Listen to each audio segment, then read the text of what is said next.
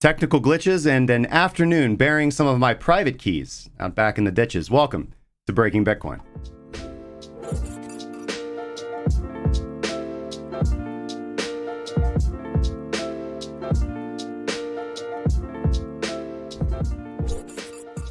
Welcome back to Breaking Bitcoin. This is your daily source for everything cryptocurrency markets and personal finance. Hopefully you guys are doing absolutely fantastic. We've got a great show for you guys today, a whole lot to go over. Apologies for some of the technical glitches yesterday, and I really want to thank the guys on the team, particularly Jack, senior analyst Alex, and junior analyst Jason for keeping the show going, giving you guys some good technical analysis. We had some problems with the processing of the video, so that one's been taken down perhaps after we troubleshoot it and put it back up. But let's focus on today and what's going on in the markets. Tightened up the scene here a little bit, tightened up the atmosphere in the office. And again, of course, I am transitioning or preparing a lot of boxes here. That's why we don't got the pan view. A lot of boxes preparing for the transition to the new office. But of course, that's going to take a while. The new office, the new house, there's some work that I want to do on it and things that I want to put in just overall, like security turrets and sentries and, some of those flying little airplanes with laser guns. We want to take some time and make sure that the house is well set up for my family, and then also prepared for intruders who are trying to steal my private keys. Anyways, we've got a great show. Cool things happening on in the market. We're going to look at Bitcoin. We're going to look at Ethereum. Transaction costs getting pretty high. Look at DeFi. Look at what is coming up. Let me know how you guys are doing in the live chat, and we're going to get right into the charts today.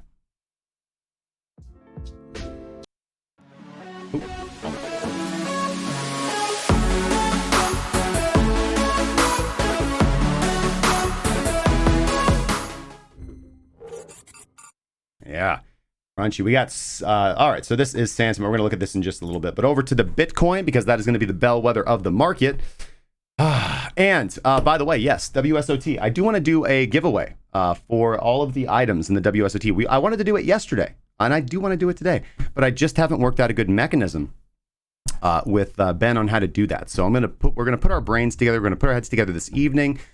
We do have, one of the analysts flying in to my location. So we'll be able to put our heads together and come up with a good idea on how to do that. I don't know if we want to do like a Twitter giveaway. I think we'll do a poll, maybe some guessing on prices, or perhaps maybe what we should do is like posting, post your best trade perhaps. And, we will subjectively, the analyst team will perhaps review those for, let's say, attention to detail as well as like the fidelity of the trade, for example. Like you introduce like, what is your strategy? You introduce what was your setup. We review the trade to see if the setup was a valid setup, or if you just bought on FOMO, that's probably going to lose.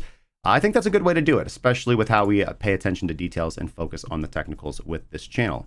I think that's probably I can't think of a better way to do it. But anyways, I will toss the idea by the analysts, and if we can come up with a good plan, a good fair way to do the giveaway, maybe we'll just do we've done a lot of the what do you call it? Where you go to the website and you click and you can enter all these things to earn points, and the highest point wins. So perhaps that'll be just the easiest way to do it. But I'm always trying to think of something fun and neat, and just haven't had time to get with the analysts and put our heads together. But I'll have an idea for that tonight, hopefully tonight, and then we can announce that tomorrow. And if not, we'll come up with a definite idea over the weekend and let you guys know on Monday. So let's take a look at the chat. Give a big shout out. We have Alex Bowler in the chat. Good to see you, my friend. Professor Wally, as always. Shout out to Dew and Gunbot University. Crypto Jack, as always, holding us down. We got Thomas. We've got Blue Box Territory, Ron Legato, Heisenberg. Heisenberg, by the way, I have a note here. I do have to get back to you on Discord, so keep on me. And Reyes Truth as well. I did want to follow up with you. We've got Damian Hughes, and we've got Restreambot holding it down as always. Rhino, good to see you over there on DLive. Shout out to everybody watching on YouTube, Twitch, DLive, and Facebook Live. A couple of you on Roku with the Investor News Channel app as well. Okay.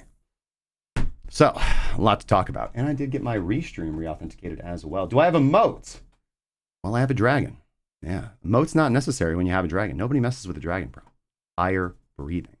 I came in on drone turrets and lasers. Well, of course, naturally, man. Like, we have, if I could digress and broadly speak about the economy, right? And largely speak about the living conditions of being in the United States at this point in time. It is my firm belief that we are in an interesting time. And this is always easy to say. If you look back on history, right, you could project yourself into, for example, 9/11, September 11th, 2001. And you could say that this is a turning point in the world. You could project yourself back into the 80s and say, this is a turning point in the world. When the federal government seized gold, you could project yourself there and say this is a turning point. Back to the whole Jekyll Island thing, when the federal government announced the Federal Reserve Act, you could say this is a turning point in the world. All of those things are true, right? All of those things are true. However, as I've said, and as I do believe, we do see many, many signs of what I call like late stage empire behavior, right? Civil unrest and inflation and interest in currency. The signs of a currency collapse are just part of them. And while I'm not an individual that freaks out, I am an individual that has a plan, right? I am prepared or I have a plan to handle things as they occur. Because at the end of the day, we are mortal, we are living, we are in an environment, we are in a society, and we do not have all the rules. We do not have full access and control over our environment or simulation or existence, whatever you want to call it. So you do have to understand and accept that you have an imperfect ability to influence your environment, but you do have control and power, and realizing how much power you have and maximizing that power through, in my opinion, strategic planning and effectiveness, through a strategic plan will increase your effectiveness to execute on that plan and have better results than other individuals. I've noticed that in my trading, I noticed that in my relationships, and I noticed that with overall how things affect me in life. So having a plan for what to do if the world goes to crap is a good one, because most people don't. Most people, as we can see, after the coronavirus, were sheltered in their homes. Many have lost money. Many are on unemployment. And that is it's very sad as well to see many individuals with no financial literacy, which, by the way, is the majority of the world, and that is by design, sit there with no money, and then they see every market just take off to the sky. And obviously, as we know, those individuals typically have the least amount of capital or knowledge about that type of market in the first place, so they are kind of double whammy. So anyways, these are fantastic opportunities for us, particularly in cryptocurrency, to utilize this volatility and to utilize this bull market to get a good grounding and get a good base of money, which you need. Whether you view that money in the terms of fiat, something that can immediately be transferred into valuable goods, or let's say plane tickets that you might need one day, boat tickets perhaps, both if you want the truth, and or in cryptocurrency that can be utilized pretty accessibly and readily used as a means of money transmission. However, keep in mind that many of the things that are generating that wealth, let's say DeFi coins, for example, or things Uniswap coins, or let's talk about these low stack coins. For example, some of the coins that I have recommended and picked. You guys saw the video that came out Monday evening, Tuesday morning. Holochain, Unibright, Flexicoin. These things, for example, those things are good. But at the end of the day, we're not going to be able to store wealth in those things, at least not right now. They're speculative. And so we can ride those speculative gains, and then we have to cash them out at some point. You have to have an exit plan. And what should you cash those things out into? Well, you should cash them out, in my opinion, into something that has a reliable and realistic means of continuing to be valuable and be used as money transmission into the future, right? So we make profit off of a shitcoin, and we need to transfer that wealth that is unrealized wealth into something that will stay wealth, that can be utilized as wealth, that won't just sap away when that coin dumps. Bitcoin is the best, right? I'm not gonna mince any words, right? And I'm not gonna mince any recommendations. I do not yet, and I will reevaluate my opinion as the market progresses and as the world evolves. I do not feel comfortable in any way, shape, or form saying I am going to hold this for, like 10, 15, 20 years when it comes to anything in the cryptocurrency markets except for Bitcoin, and with slight reservations, Ethereum, right? So I'm going to be taking my profits through this bull market, and already have been taking my profits through this bull market, into Bitcoin, and to a lesser degree into Ethereum, because there are options. For example, I do lock up my Ethereum into DAI, lend it out on Compound. So I am doing a few things. I do provide liquidity to Uniswap. However, as we progress and as I start taking profit on some of my positions, I will be pulling that out. By the way, the big one of the big things that I'm noticing right now, and we have to talk about this, and I do have an article to pull up, but I actually don't have it here on the chart. It was on my phone. I was reading earlier. Is kind of rug pulling. This is a huge problem. Many of you guys are getting into Uniswap or have been involved with Uniswap. You've been involved with Uniswap to the degree that you've been involved with Uniswap, you have probably made more money. If you're just getting involved with Uniswap, I want to caution you guys, right? We are experiencing, as I said yesterday, for like 5 seconds before my power went out, I apologize for that. And as I talked about in the very long analysis that I put out for the premium members on Tuesday. Yesterday was Wednesday. As I put it on Tuesday evening, I am concerned that we are experiencing topping behavior, right? I see the signs. I have begun implementing my hedging strategy as I posted. And I do want to say, and we're going to see this when we look at the charts, what I said on Tuesday evening, and I apologize if you're not a premium member, I didn't really post this publicly. It is an interesting time of the market, and I have a lot. I have a lot going on. But yes, what I said I thought was going to happen did. It happened exactly as I thought it was going to play out. Tuesday, as the market closed, I said, listen, guys, I think that we have broken a barrier. I think that we are experiencing topping behavior, and this concerns me. So I'm going to begin protecting my capital. I think that right now is not the time to short. I think that Wednesday, we are going to have an up movement. We're going to bounce off this level. We're going to get some reactionary buyback. So ride that. In fact, I put a long on that was successful. And then what happened? We got up to the top, not to the top, but we had a bullish green candle yesterday. And that was the time to begin implementing your hedging strategy, as I recommended. And what have we seen today? Red candle, right back down to where we started. And I think we're likely to proceed and continue, right? That is the highest probability setup that I see. So to break that down, let's go to the charts, give you guys some justifications. And yes, I'm going to be the first to admit that I do not have, and this is not a what we would call a fully confirmed signal via a PTP strategy, all right? And again, pursuant to my chart, this is actually a little contrary to that. This is where, with my experience and with my knowledge, I have to understand that while any trading system, which a PTP trading system is going to give you results that outpace and outperform the rest of the market. In my experience, absolutely. Because you have a disciplined strategy and approach to profit taking and risk management. And the risk management is often going to be the hugest part because you, by utilizing risk management, yes, might cap your gains a little bit.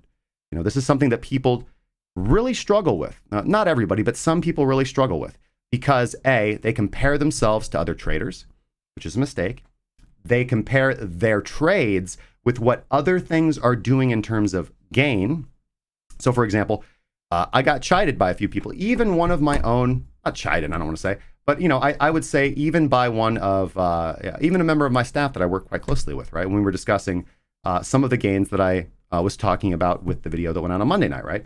And if I may be frank, like 3.5x is a fantastic return. I know, I bought a house with it.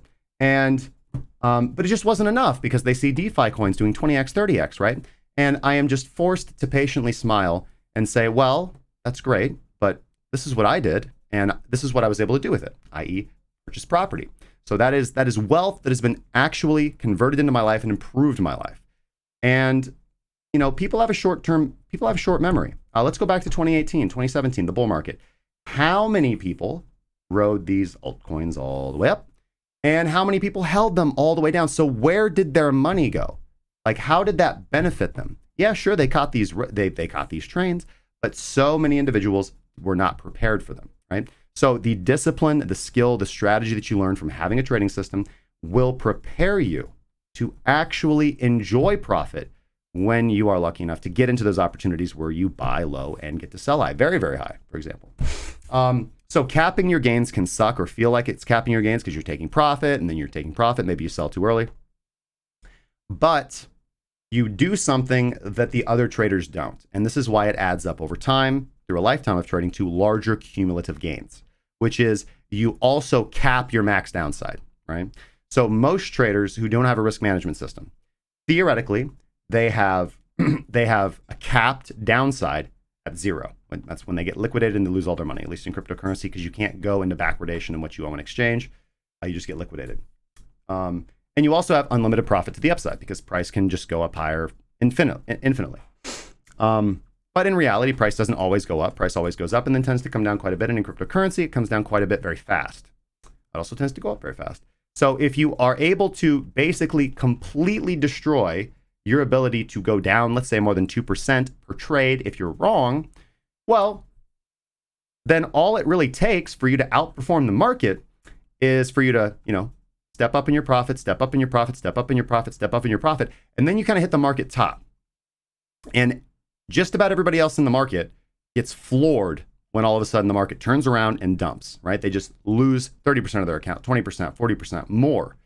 Whereas you lose 2%, or maybe you lose 6% because you had 3 trades on, or maybe you lose 8% or 10%, but you outperform the market by 20 or 30% on average. And realistically, that is That actually translates to huge numbers. So capping your upside gains by a risk management strategy or a profit-taking strategy may suck in the moment, or you might feel, I don't know, depressed about it. I don't know what the word I'm looking for here is. But when you get to the moment where the market pulls back and you really need to preserve that capital, you will thank yourself. And yeah, so you just got to be aware. You got to have long-term thinking, not a short-term time preference. All right, let's get to the charts. And I want to answer the question that Alex, or not Alex, I'm sorry, Alex, you're great. But the Heisenberg asked, this is what I want to talk about. Is planning to freak out a plan, Damien says. Well, yeah, I mean, listen, let me tell you this, guys. This might sound funny, but this is real talk. For example, I have a lot of contingency plans for various different things. I have a plan for alien invasion, right? Again, it may sound silly, but I've just written it down on a piece of paper. Like, why not, right? It could happen. So, knowing what to do when that happens, go to the card, right? And my family knows this, right? My kids know this. Everybody that interacts with me knows this. Like, I've got the little book up on the wall, and in there's contingency plans for what to do if this happens. If this, then that, right? Most of them the same, right? Get the money that's buried, go to the car that's parked, grab the keys. They're always in the same place, right? Grab the things that I will not mention in case federal authorities are listening, and go to station A, go to waypoint B, go to blah blah blah, meet Uncle Rico down by the bay, etc., etc., etc. But yeah, like in some of those things, right? If you have a plan for an alien invasion, you might want to like schedule in some time to panic, right? Just be like, okay, alien invasion, step one. Step one shouldn't be panic. You don't want to start off the alien invasion contingency plan by panicking. I don't think it's a good idea. Step one should be, okay, sell all my Bitcoin, right? Step B, send them to the contact in Puerto Rico. Step C, all right, close the windows, make sure the children can't see you, right? Grab a brown bag. And allow 20 minutes for absolute panic and freak out as you consider the existentialism of your own existence. So schedule that in, pencil panicking, because then you get it out of the way, and then you just proceed, right? It is good to get the endorphins flowing through your system, and panic and anxiety can actually be a good incentive to action, but you have to kind of train your body, you have to kind of train your mind to, instead of locking up and seizing up, which panic and anxiety can do because it floods you with endorphins. But you have to act. You have to utilize that flood of emotions to act. This is very similar to if you ever feel like you're going to be in a fight. Often this is to kind of young men and old men out there who don't have a lot of combat experience, right? So I've experienced rolling jiu-jitsu and doing boxing and wrestling for wrestling all throughout school. So if you don't have that experience, then you may not have exercised your go muscle very much, right? Just that muscle that's in you, or whether it's in it's kind of this reaction in your brain or in your body that just says, okay, I'm okay with physical violence, I'm okay with aggression, go, right? Like, do what you can do. It's easy to get seized up and locked up, and that is not utilizing anxiety and potentially fear and panic to your advantage. Like fear, anxiety, and panic, the best fighter in the world can feel the exact same emotions, but instead of locking up and seizing up and probably getting hit in the face, they use that emotion as fuel to act, right? To go. And you just have to train it. So if you guys are out there and you have very little combat experience, I do highly recommend getting into some kind of safe and healthy combat sport, right? Whether that's rolling jiu-jitsu or whether that's boxing or whether that's wrestling, they will improve your physical health, your mental health, your emotional health, and believe it or not, they will improve your decision-making and execution process in trading and in all areas of life. So definitely get out there and get some in. Find a recipe for panko-crusted Martian. Hey, I think they're coming down with the recipe for panko-crusted human, buddy. Feds, dang, he almost slipped up. We'll get him next time. Keep trying, buddies. All right, so let's go to Heisenberg's question, which is going to be kind of like a several-part answer. Jay, I'd like to know what are the main topping elements you see that are concerning, plus what exactly I look at to gauge when to be conservative and when to be aggressive in Bitcoin and other markets. So it's a broad answer, but I'll kind of narrow it down into, I think, my main points, the main things that concern me, right? And they're largely fundamental, right? As I said, there are some technical things that we can look at, but when it comes to something like this, you do have to, I think, have experience in the market and just kind of use your common sense, right? Common sense. And this comes from experience, right? So if you want the strategy that will always tell you, like the technical strategy that will tell you this is the absolute top, this is the absolute bottom, it honestly doesn't exist, right? There are the indicators that will help you, as with PTP do, to give you a better probability. But you have to find that conviction within yourself to look at past experience, to look at what's going on, to kind of look at everything that you can have access to, and just make your best informed decision, right? So, and of course, just as a human, you have to be willing to be wrong and have a contingency plan for, like, for example, let's say, which I'm about to tell you, I'm looking at Bitcoin right now and I'm like, guys, I'm concerned that we're kind of topped out right here. I think we might experience a pretty significant correction lasting 2 to 4 weeks, maybe longer. And then I think it would be a great time to accumulate for another rip-off toward the end of 2020 through 2021. That's what I believe. That's what I'm about to tell you. But maybe I'm wrong. Maybe Jason is more correct, because Jason has an alternative viewpoint of this current range. He says this looks like reaccumulation, very similar to what we saw back in 2019, and I think we're going to rip on up from here. So what if I'm wrong? What if I go ahead and like hedge all my Bitcoin or sell all my Ethereum, right? So what if I'm wrong? Well, I need to have a contingency plan to, if I want to, get back in on those gains should I be right. Because I could just sell everything. I'm up a lot. I've made a lot of money. I could just stop, go fish in Costa Rica for a few years, and maybe I will. Maybe Monday, the music will cue, and there will be an entirely different person sitting here and saying, listen, guys, Justin tapped out. I'm the new Justin. Good to meet you. And we're going to start trading Fibonacci's now. All right, so we could happen. Won't happen. Well, it's not going to happen this Monday, I assure you. But so let's get into that. Fundamentally, the first thing that I see is irrational euphoria, right? This really concerns me, particularly in DeFi. I see things that concern me. So one, I'm seeing I'm seeing shilling being automated, right? I'm seeing shilling being automated. Everybody, the messages that are going out with regards to projects, DeFi investments, coin allocations, all of these things, airdrops, swaps, everything. They feel maxed out. They feel absolutely maxed out, and they can get more maxed out. But it's everywhere now. It's everywhere. It's all anybody wants to talk about.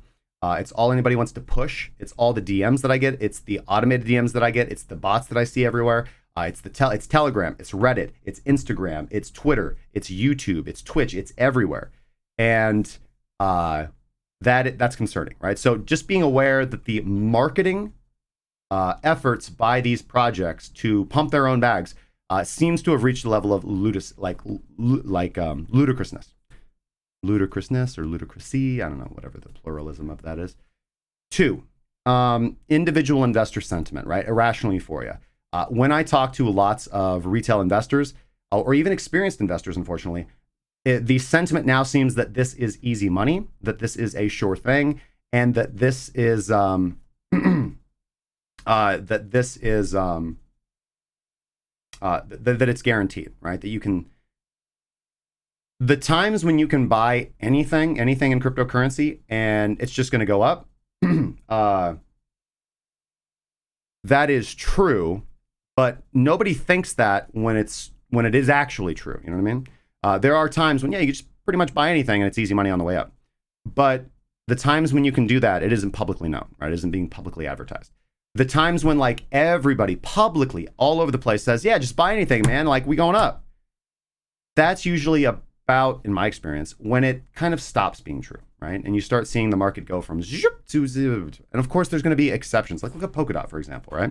Polkadot launched, and we'll talk about that a little bit more later. I wanted to talk a lot about Polkadot last week, but didn't have the opportunity.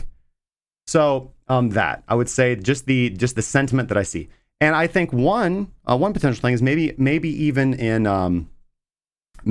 among newer students or individuals in my own Discord, right? Or Discords that I engage in, right? I'm kind of seeing individuals, not too many in our Discord, but just a little bit, but especially in other Discords and other Telegram groups, people that I saw were talking about trading and focusing.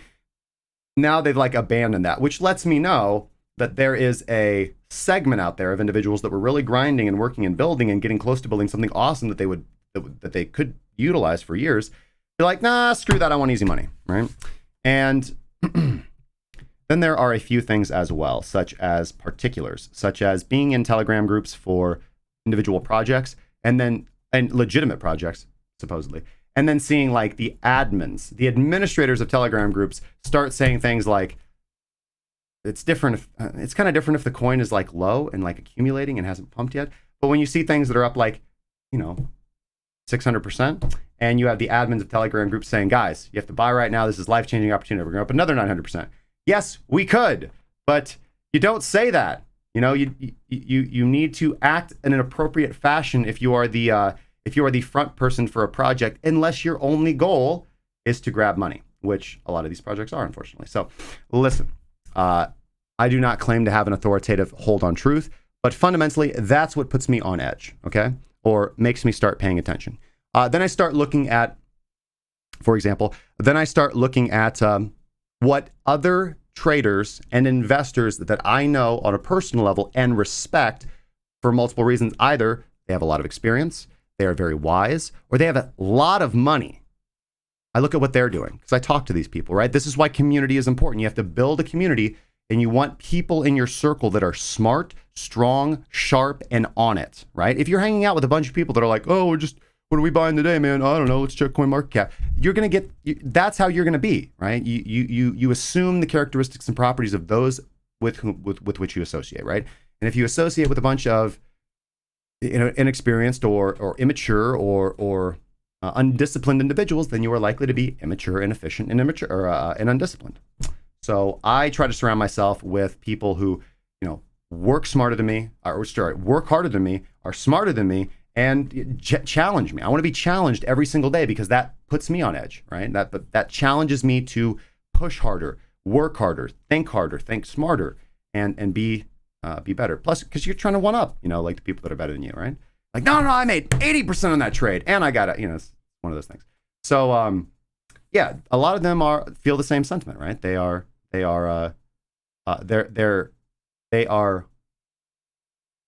cooling off, right? And I think their sentiments echo mine. Like, hey guys, there's a lot going on right now. Like, we could, like, just keep going. Cool. It's worth it to step out for a potential, let's say, 20% gain to get confirmation and then hop back in to grab that 60%, right, before hopping back out. Than it is to be all in when you're wrong about the continuation and the dribble. Right? All right, so plus not to say that my technical analysis as far as what was likely to happen played out beautifully, right? So that is also a little bit more confirmation bias, right? Like I expected that we were going to kind of bottom right there at Tuesday's close, or we really bottomed earlier before Tuesday's close. I thought that we were going to get the reactionary retail buyback up to about 11.4, which we did exactly perfectly as I laid out, and then we were going to start dumping again, which we did because now here we are back down at the lows, right? So let's go. Let's kind of expand this chart and let's talk about this just a little bit with those things in mind, right? And as I said, there are going to be some technicals here that might disagree with what I said, but I'm going to stick to my guns, and because that's how I believe. So so after I go over the technicals, I'll kind of segue into what I'm doing with my money, which is really what I think is probably the best advice that I can give you guys, right? And ultimately, you're going to come up with your own plan. You got to think of what's the right thing for you. And of course, I still have exposure quite a bit in the market. I want these gains. I want to see these investments pay off. But as you guys kind of realized from Monday evening's video, like coins that I bought for the 2020 bull run, as far as I'm concerned, and I haven't shared, listen, there are DeFi profits that I've taken that I haven't shared yet. Like I said, I want to make a video on that that'll come out next week. And then perhaps if we're going to pull back here or continue, the video that I'll be working on as well is projects and coins that I think are good buys now. So we'll get into that as well. All right, so let's look at Bitcoin here on the daily. We are currently trading about 11,206. As far as this PTP structure goes, the one that I've shared and been talking about, we are still in bullish territory. We're above the baseline at 10,617. That has risen up, but just a few dollars. It's been very consistent for the last, 3 weeks that I've been talking about it. 10,600, roughly, give or take, right? So 10,600 is the bull weather mark to hold. We can still see a pretty significant bounce or correction down to 10,600, and that's really how I'll know, right? So for example, let's say I am kind of right or I'm really right? Because I'm not 100% convicted that the bull market's over and we're going to have this long multi-month correction or multi-week correction, down to, 8,000, 7,000. I don't believe that yet. I am prepared for that. And so I'm preparing my money for if that happens. But what could happen as well is just a pretty good correction from 12,000 to 10.6, maybe even, like a little bit lower or higher if my system gets faked out. And we consolidate for a while, reaccumulate there, and then begin pushing back up, right? That would be all right. It would be okay. For example, that would just be a slight throwback or fake out of Jason's analysis, right? Jason thinks we could push up right here, which is true. But it's also possible, like many things, that these patterns, these ascending triangles at the tops of markets, they get faked out a little bit. By a little bit, I mean a couple $1,000s. So that's okay too. So we'll reevaluate when we get down to 10,000, 10,600. But for me anyways, the action I'll be taking is if we're not able to find support or buyer step in, significant buyer step in at 10,600, then we are likely going to correct more significantly. At what price level? I don't know, because I don't measure objective price levels like that too significantly. I don't find them very effective. But there are things that we can look at to give us some targets. But I'll develop those as we get there. A few other things. Sorry. There are two other major things that I forgot to mention from a technical and fundamental perspective as to what elements I see in topping. So one is, as I said, gold forming a lower high, right? Gold to me is a bellwether for what the largest class of investor is doing, right? And I look at XAU USD, XAU USD. I look at the contract for difference, right? Because the CFD traders, the smart CFD traders, I think they know much more than the ETF traders do, because you don't have, how do I put this? The ETF gold and silver tickers, right? So, GLD, SLV, all of that stuff, IAU, all of those. You have smart and dumb money in there, but you also have this massive amount of passive yield earners, right? So you have your mutual funds and you have individual investors as well, who just buy GLD and SLV because they want to earn that yield, or they want to have that paper exposure to gold for whatever reason. And that really has nothing to do, in my opinion, although we can measure investor sentiment that way. It manipulates the prices slightly. It manipulates the technical slightly, or the way that the bars print, as opposed to CFD, because they understand that CFD traders understand that, well, you can't buy XAU USD and like redeem it for gold. It's just a contract for difference. It's nothing. It's a paper. It's a piece of paper.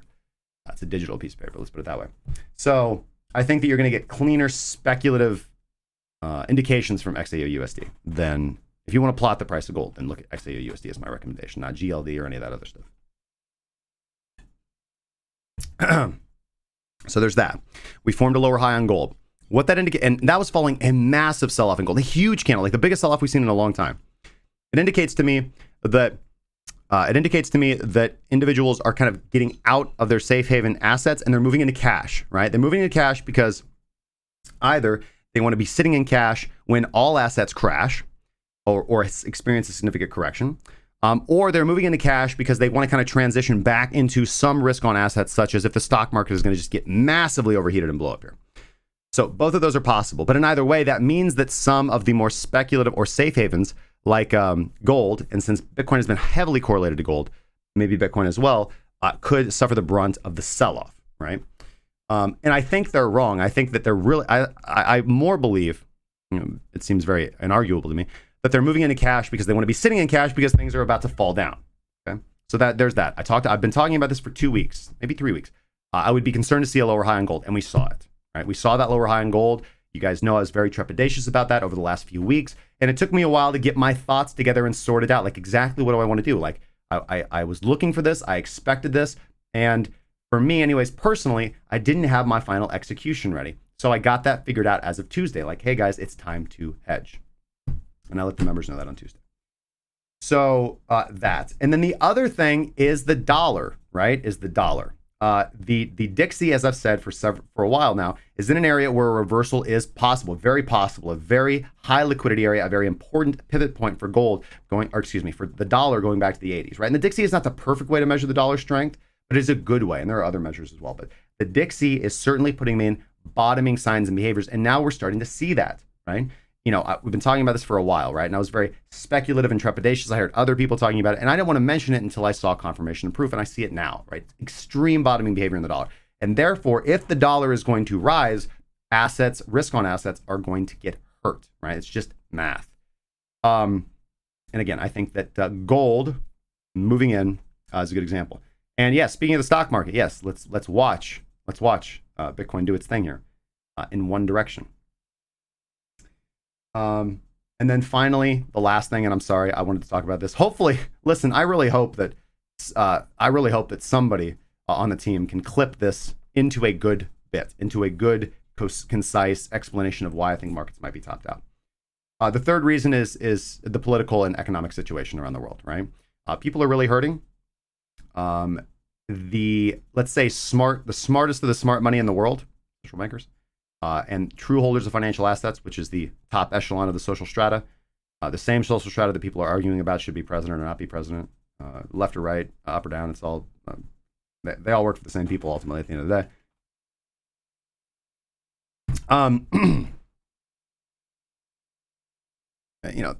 Things can always be good and bad, and depending on where you are and what your position is in life. But the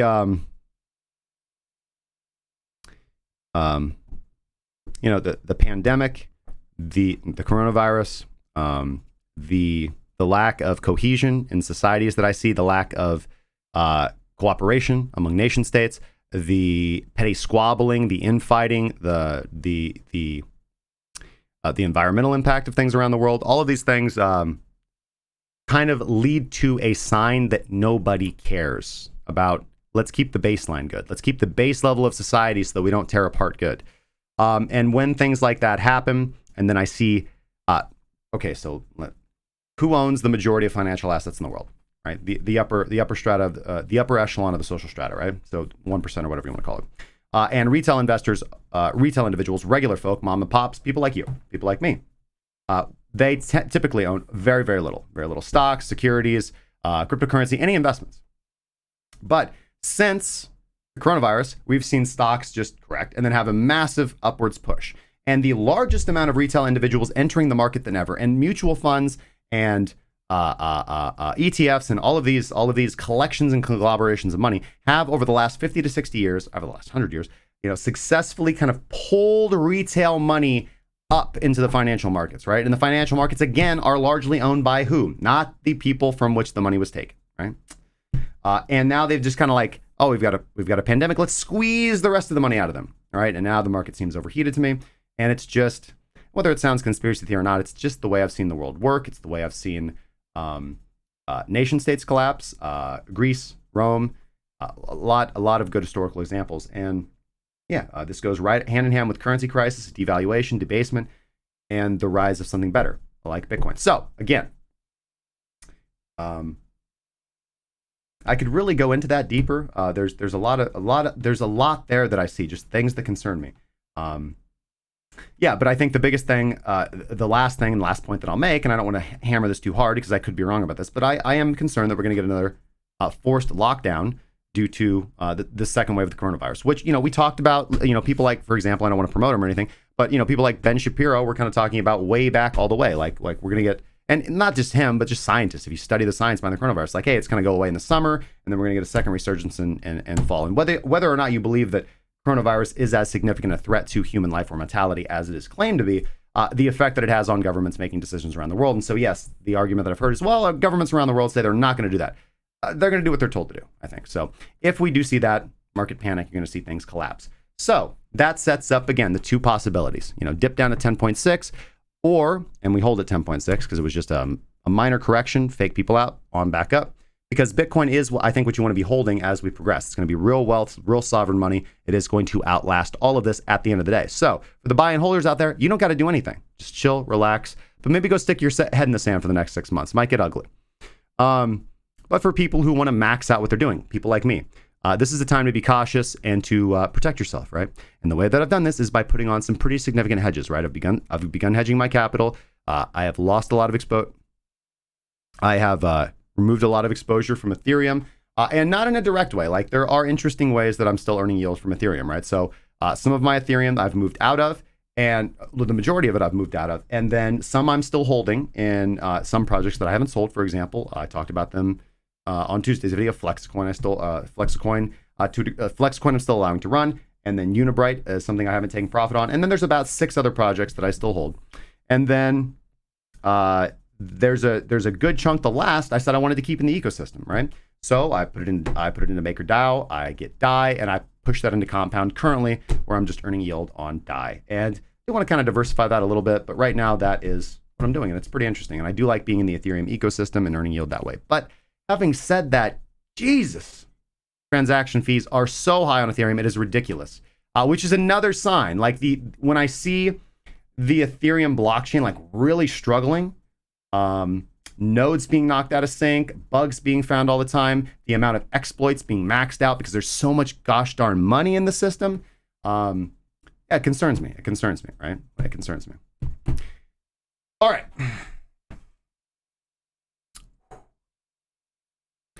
So looking at the chart here. And yeah, let's look at the technicals here on PTP. So we do see the on-balance volume oscillator. I like this. This is by Lazy Bear. We do see that positive volume, positive money flowing into the system has dipped into the red. It dipped into the red for the first time 2 days ago. It had a brief pop-up on a bullish bar yesterday as a little bit of retail money flooded in, but not a whole lot. Look at the size. Look at the size. This helps. This is good visual pattern training for your body, for your brain. Look at the size, that the distance, the magnitude, the momentum of these sell side candles. These are red bars. Look at the size. Look at the power of the green bars. Who is in control here? Buyers or sellers? Sellers. Sellers. Big sell-offs, large quantities, and buy the dip.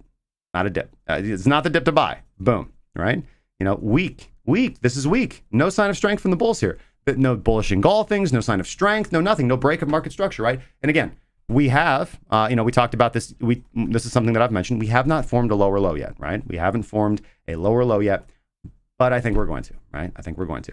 So yes, tomorrow we could get another like weak ass, baby ass green candle, and people, I don't want you guys to like rush in and buy that dip. And of course I could be wrong. We could push up. Jason could be right. A lot of other people could be right. But I'm going to stick to my guns here. So, especially if it's weak. If we see like a big old green ripping candle, that's something different. That's a sign of strength, and that's like, hey, chase it. So, so that's good pattern training there, sign of strength. But we can see money flowing out of the markets. So individuals clearly are distributing along these levels, and we could even use something like sentiment to see that. But a red negative here, we can see the MACD leader, which is the confirmer for this particular setup and strategy, has dipped into the negative all the way back over here on the 20th of August. And the QQE mod, the initiator for this system, has gone ahead and gone into the plaid here as of the 25th. And that was one of the things that I was concerned about as well. QQE mod, a very good trending strategy, very good trending indicator, and is predicting further downside prices. Now, the Ift Rsi is super interesting here. So I want to point something out. So here's the Ift Rsi. This is the inverse Fisher transform applied to the relative strength index, right? So it smooths it out, and because it's an inverse Fisher transform, it clips the max out. It clips the max thresholds at -1 and 1, right? It clips the decibels to a degree, right? If that doesn't make any sense, you kind of need to go study waves and the way that Dr. John Ehlers applies that math, that science to technical indicators and oscillators. So I want to point something out here. The Ift Rsi is a great exit indicator. It gave us an exit indication on the markets back on the 20th. And you guys, if I may be frank, nobody really wanted to hear that, right? But the Ift Rsi told us to get out of long positions back over here. And that's what I did. I exited my leveraged long positions when we got the exit signal. And it was kind of interesting. It was on an up candle. It was on a baby bounce here. And I feel like people weren't very happy about that. I felt the sentiment in the group. I felt the bullish sentiment that, no, we can't exit. The long price is going to go up. Well, and guess what? The people who didn't close out that day got to wake up to. Bam! We're just going to take 3% more of your profits. And that's a lot on a leveraged long for BTC. So shout out to them. And what I do want to point out is that not only that, we go through the kind of the no trade zone, the Ift Rsi going through the threshold from 70% to 20% here, or 30%, excuse me. But note the kind of like the acceleration process. Like when the Ift Rsi actually goes overbought, as it did over here on the 23rd of July. Like what happens? Like we stay bullish, right? So it's kind of like one of those threshold indicators, right? It could be used that's why I use it as a great exit indicator. But it can also be used as an initiator. You know what I'm saying? Because as we see, like when it crosses that threshold, what happens to price? We go accelerating, right? And now what have we done to the downside? We've actually slipped into oversold territory. Now, if you are used to the relative strength index, you may think to yourself, OMG, The RSI is oversold. That means I should buy. That's not what this means, because this is clipped with the IFT, with the inverse Fisher transform. So what it means is actually something a little bit more nuanced. It means that A, when price goes oversold, well, typically it just tends to continue to be sold in this fashion. And when we recover from being oversold, that's when you might want to consider buying. You're going to miss out on the bottom, but we don't buy bottoms. We buy confirmation. We buy continuation. We buy trends. Okay. Yeah. So that concerns me. Now, what I would like to see is I would like to see price. If we see price move further lower, which I think that we're going to, then around 10,600, which would be a good level of support here. If we do see some bottoming behavior there and then a push up, then the IFT RSI crossing back up above that green threshold would be a good buy signal, right? That would be a decent reversal within the broader trend buy signal, right? And we can maybe see some continuation out of that, but we have to wait for the signal. All right, so that is a breakdown of these PTP elements, of these indicator elements, and what they're suggesting to me. What they're telling us to do objectively without any discretion is not to buy. There's no objective signal here to buy. Do you see QQE mod going above the zero line or printing a blue bar? No. Do you see positive volume flooding into the markets? No. Do you see the MACD leader moving up into the bullish area? No. Do you see IFT RSI either recovering from oversold or getting overheated recovering from being oversold or getting into overheated territory by going above overbought? No, you don't see any of those things. All these momentum oscillators and indicators are pointing down. So if you're buying here, then you are expecting to buy the dip. And may I just point out that didn't work here, didn't work here, and it didn't work here, and it probably won't work here, which is where we'll probably be Friday, by my estimation. All right, I did want to go ahead and point out, and apologies to Jason if I don't do this full credit, but me and him did talk at length yesterday in the morning when we both got back from the gym and we're kind of going over the day's daily setups. And, just really, if you guys don't know, junior analyst Jason came to the show, a viewer, right? He found us on YouTube. He watched the show. He liked what he saw. He joined the community. He joined the group, and he built a system. He traded the system. He earned money, and now he's an analyst, and he is very consistent, very steady, and very proud of his progress. So just shout out to you, my friend. I know you're watching. I know you're in the chat. But as he has grown, as he has built a profitable and reliable PTP system, something that is just his daily bread. Like, okay, this makes me money. I'll just do this every single day. Now that he has that on lock, he has the free time and the ability and the knowledge to work on discretion, work on pattern recognition, work on some discretionary trade setups, work on improving his knowledge, which is what you will do too if you go through and build a system like that. A lot of new students are like, okay, yeah, like all this like objective, if this, then that stuff. Like, when do I get to the part where I get to use my big brain and call bottoms and tops? Eventually, like when you get good at the objective, like if this, then that stuff, when it's on lockdown, when it's just on autopilot for you, when you just do your daily scan and you put on your trades and you're going to make money for the most part, then you can start looking at other things. And this is what he's doing. And this is a good setup. This is good reliability. So here we have the, I wanted to point out, so here we have the previous bottom in 2018, or excuse me, late 2018, early 2019. This is following the November panic. Oh my God, the Black Thursday. Where we crashed from 6,000, which everybody thought was the bottom, following this pull down from 19,000. So we bottomed around the $3,000 area, and then we had this huge sign of strength where we went from 4,000 to 5,000 in about 10 minutes. You guys will recall. I had accumulated Bitcoin, of course, in the lows, but my leverage position, I had a trade on. I was short and I got stopped out. That's okay. I was doing the range trading and I got stopped out and immediately flipped long, and we were good. So we did very, very well in this area, very, very well in this area of the market, but this is the 2019 run-up, the summer run-up, if you will. And here we see the kind of first cool-off period. Well, I will point this. So we push up massively. We have some reaccumulation here, and then the next wave up. And then we have some pretty volatile range accumulation and distribution. You can see both. There was buyers or sellers at both periods here. And then we have kind of that last leg up to the highs. And then we have distribution, volatile distribution here at the top, but that's not important. So anyways, kind of the setup that he had talked about and established was he's like, okay, so following a run up, we have our first sell off or first sign of weakness, right? So we form, let's say, a low here. But we established this shelf of liquidity, right? Where obviously pretty decent sell off here by the market. right? After following this. So we have a pretty important shelf that's formed here. There is liquidity. There's buyers here. There's buyers all throughout here. And then the market pushes price higher. And we run into a wall again, and we have a huge sell-off right back down to that same level of liquidity, let's say. So buyers get in here. And we kind of see the previous high of the first runoff, and we see kind of resistance formed here. So he established a level, right? Basically where we struggled to overcome, but a level which we did overcome. One thing I want to point out here is double bottom and a higher low, always a good sign. Higher low, sign of strength, followed by a pop-up back to our resistance level. And on the sell-off, guess what we found? Guess where we found support? Previous resistance, right? We found support on previous resistance at kind of the resistance that was formed here and here, right? So this is a level. This is something important to watch for. We do end up kind of faking out the, let's say this range break and throw back down. And where do we throw back down to? Roughly that same level of support. We have a few more bottoms. And then for me, what I like to see is he is obviously tracking this ascending triangle, this broader ascending triangle, that's playing out here, and followed by a breakout. But again, the same stuff that I watch for. This is why I like this. We test support once, 2, 3, 4 times, and then we form a higher low, right? Form a higher low. We come up and test resistance. We push back, and what do? We form a higher low greater than 50% of the distance. I say this all the time. This is a great thing to look for a breakout, right? You've tested resistance once, twice. We even get a fake out here. Once, twice. How many people got wrecked here? 3 times. 4 times we test resistance, and then this. I'm telling you guys, this is the most critical thing to watch for.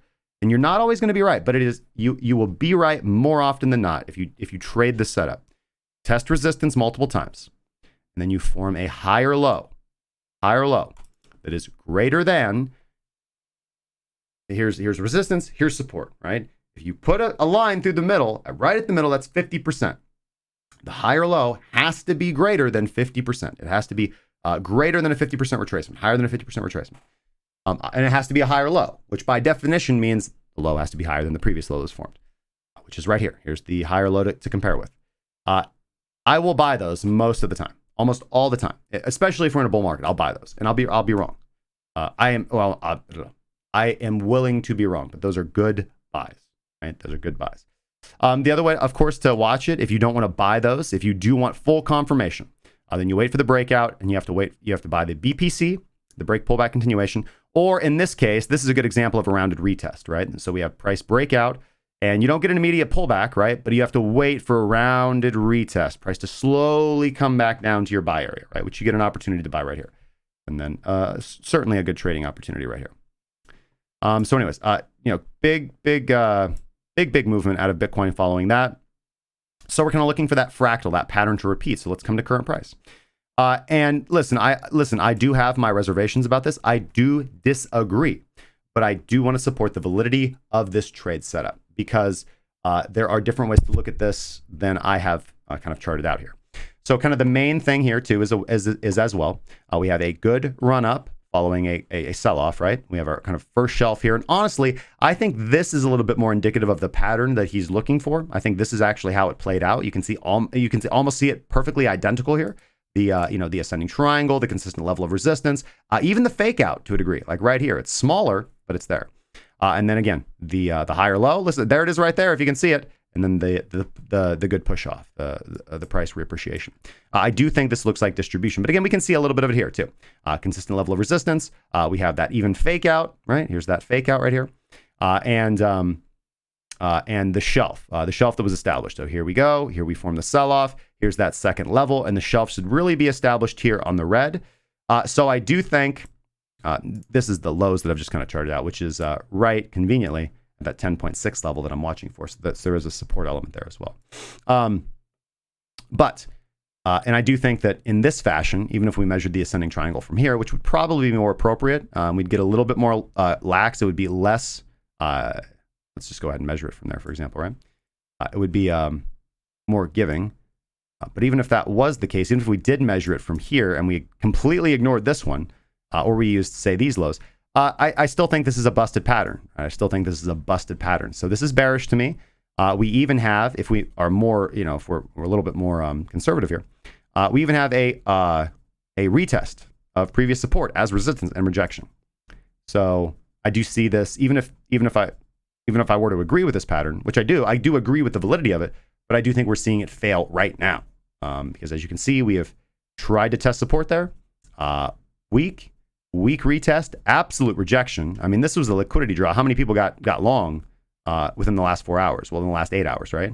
You guys are wrecked. And I think you guys are going to continue to get wrecked because we're now pushing down at the lows, right? Now, again, we could see a W bottom form here or just a double bottom if you guys, and us kind of shallop back up, that scooping pattern back up. But I just don't feel that's likely. Anything can happen on the intraday. The intraday is very, kind of random.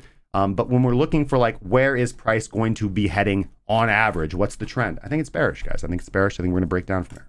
And that's not how I felt. That's not how I felt last week.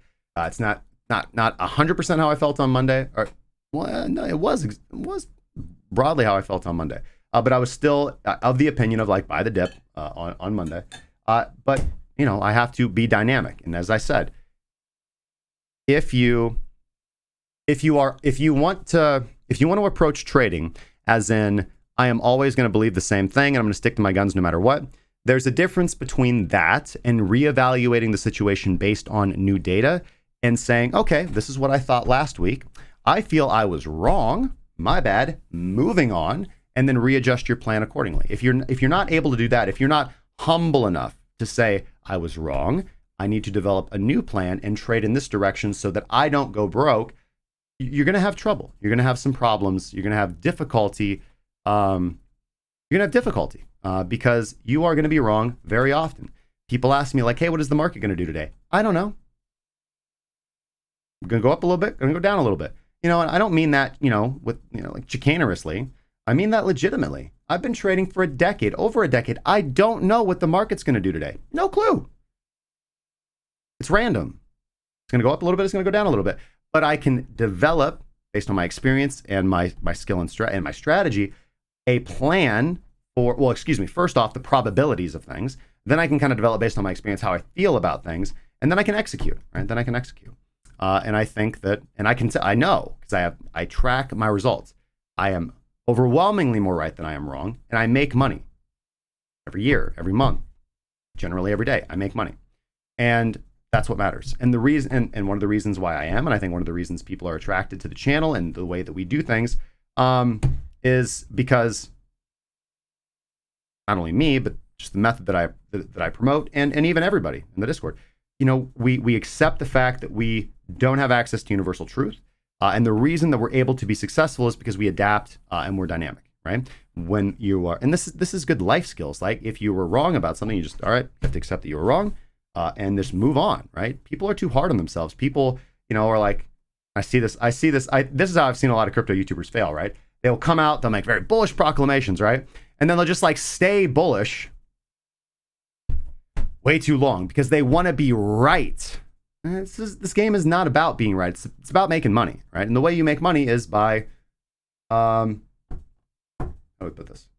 The way you make money is by being good at what you do. Right? It's not about being right. It's not about being wrong. It's about being humble. I really think it's humility, right? You enjoy the gains. You stay humble about your gains. You try to help other people succeed. You give your best advice. You do your best analysis. And then at the end of the day, and this is the same with a trade, right? You do all your analysis. You look at what is important. And I often see people make a mistake because they'll look at a chart. They'll be looking at this chart right here. And I'll pull up my monitors right here for me.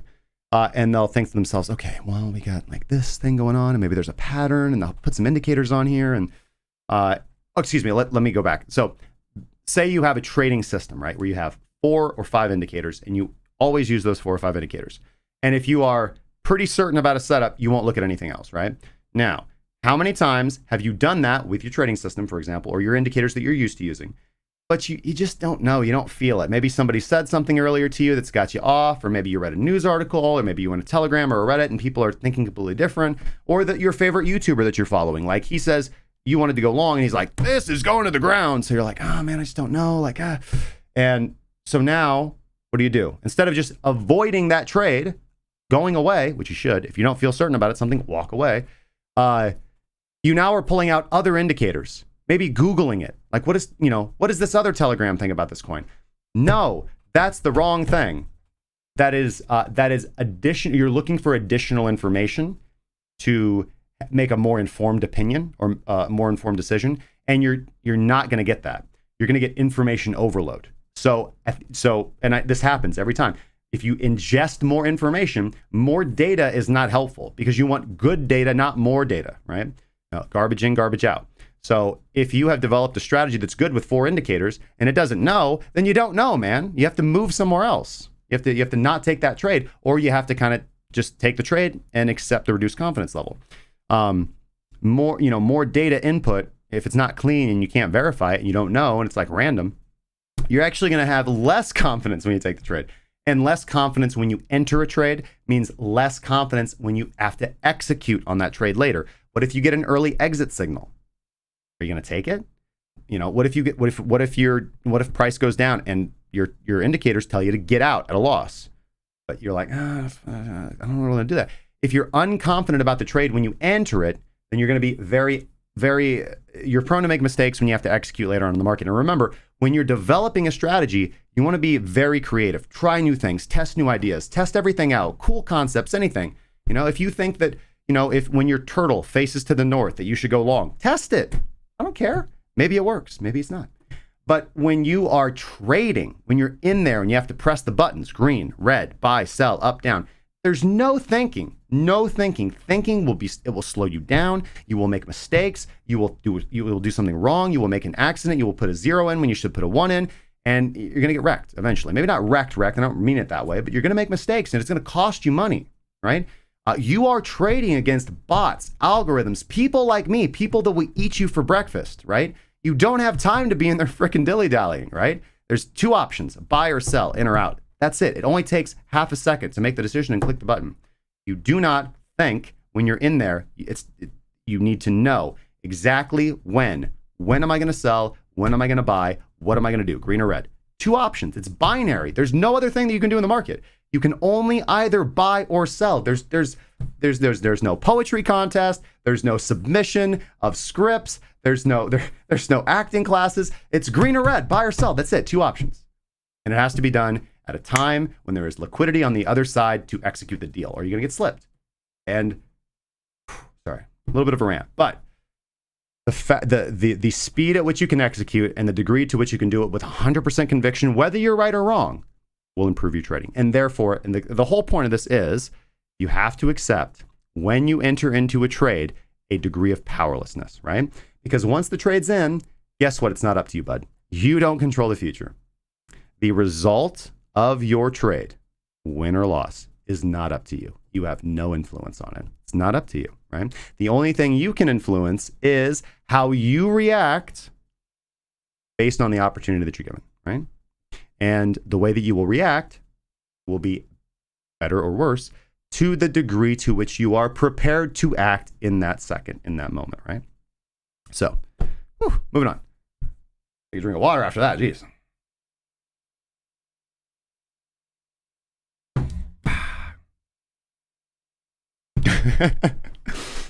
All right, today's show is brought to you by Bubba Water Coolers. Speak too much? Talk too much? Do your friends ever tell you to shut the hell up? Drink more water. All right. By the way, good to see some fresh blood in the chat. Shout out to you guys. Let me take just a brief break before people are like, he's getting overheated. Send in the team. I think I saw his ledger sitting out. We finally get him. Get him. Go. Let's see here. Shout out to, let me take a look. I haven't been following the chat. I apologize, guys. And I have 2 of them open right here. Let's see. Speaking of the stock market. Yeah, Jay Constant, Andrew. I see Audrey. Only the best. Jordan Stotts. Bogdan T. Hey, guys. Good to see you guys here. Spinby, as always. Thank you guys for being members of the YouTube channel. Also, Spinby and GBU Wally and Mr. Unicorn supporting the channel, keeping us going strong. Peckham08. Oh, we've got a Khonshu in here. Says, search me on Google. Well, hey, search me on Google. You might find my Facebook. Let's see. Spinby says, this channel boosted my mental strength. I've learned to get comfortable in drawdown. Best thing I've ever heard Justin say. Thank you, my friend. Good to see you here, brother. I almost crashed my computer. Jay Constant says, does anyone know where I can deposit Bitcoin and earn daily interest?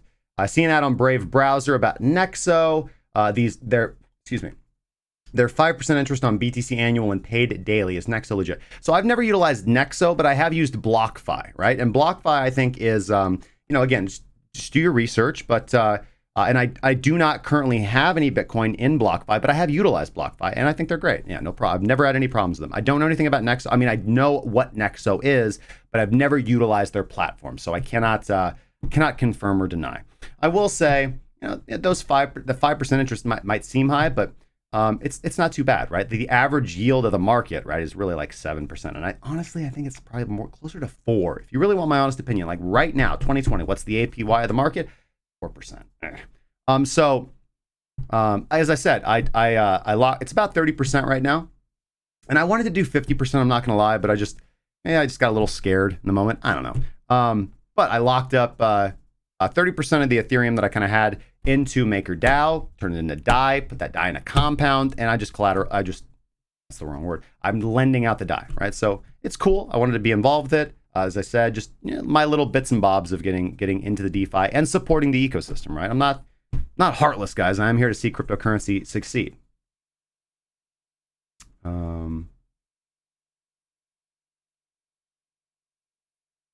Eclipse, shorts are going to get wrecked. Bear fake out. I do disagree with you, but I do respect your opinion. And listen, ultimately, if this is reaccumulation and a bear trap, and we are going to move up from here, although I am going to lose money right now, I will make more money overall, right? And so will everybody that follows me or just trades this or is in the Discord or wherever they may be, right? Yes, a little opportunity might be lost now, for me anyways, because I've began scaling in the hedges. But it's like, okay, hey, I just tripled my trading account. I lost 5%. That's cool. We're going to double it again. So.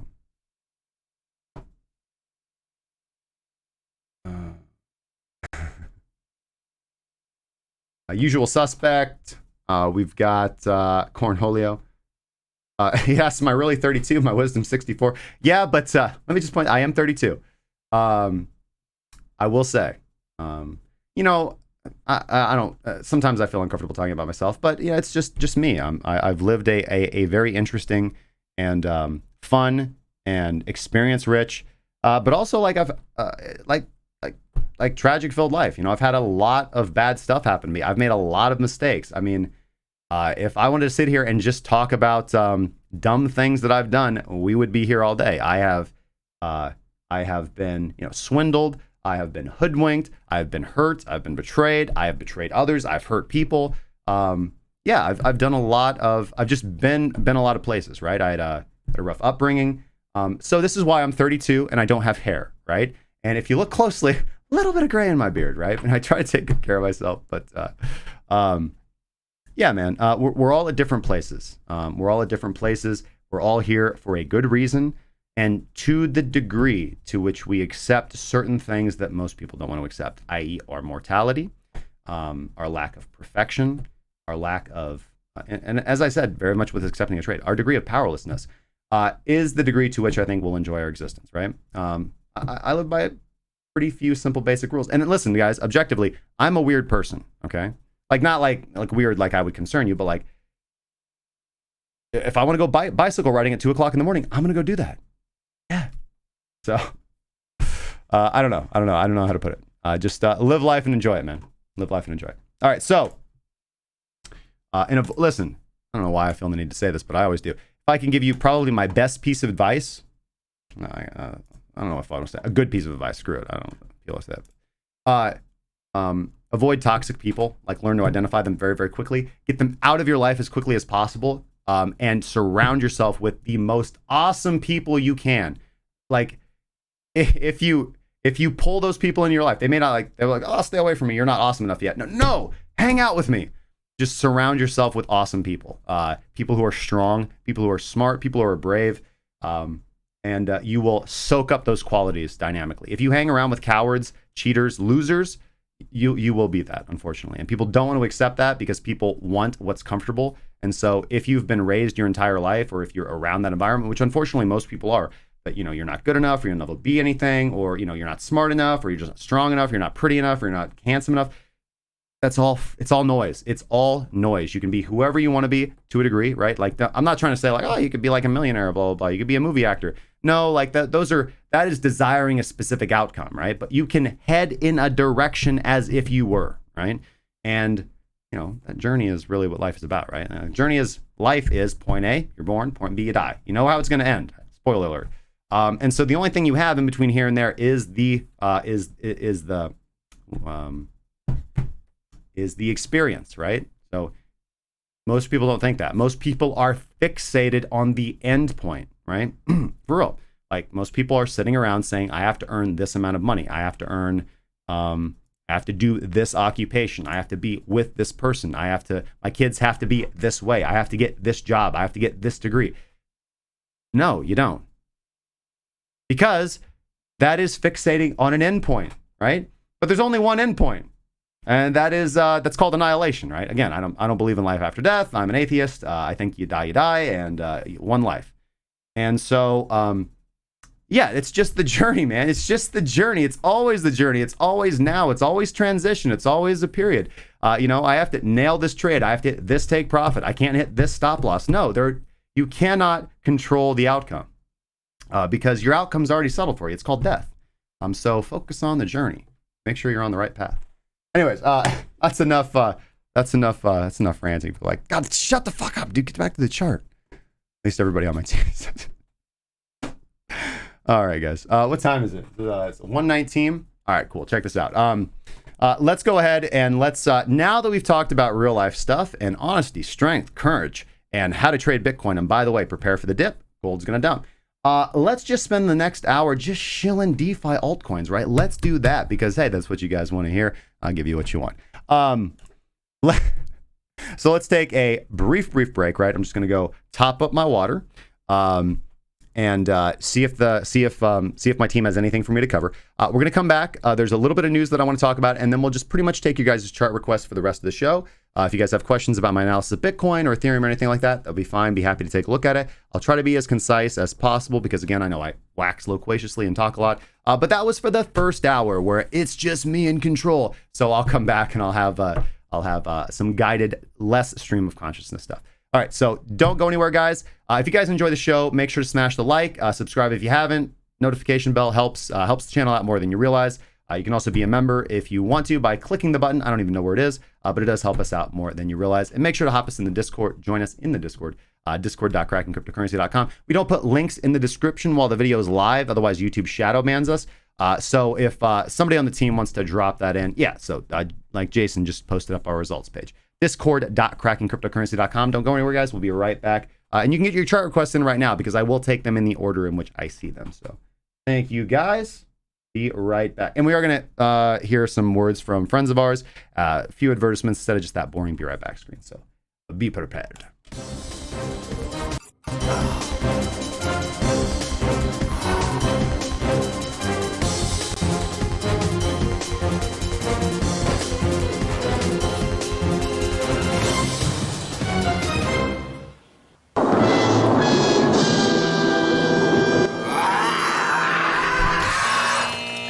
Can't catch a break over on BitMEX with all the wicks? Try a better alternative at buybit.crackingcryptocurrency.com and rest easy for a change.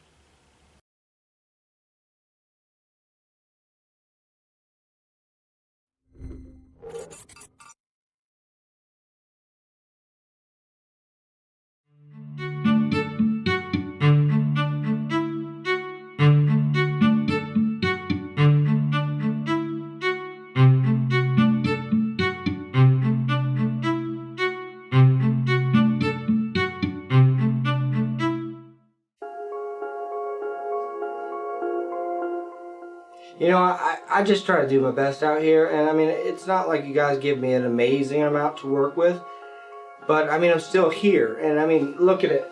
It goes up, it goes down, it goes up, it goes down. Is there no stop? Is there no end? I mean, some people say see you on the moon, and I'm like, I f***ing hope so, because I don't want to breathe air anymore. Because this is getting exhausting. Back to you.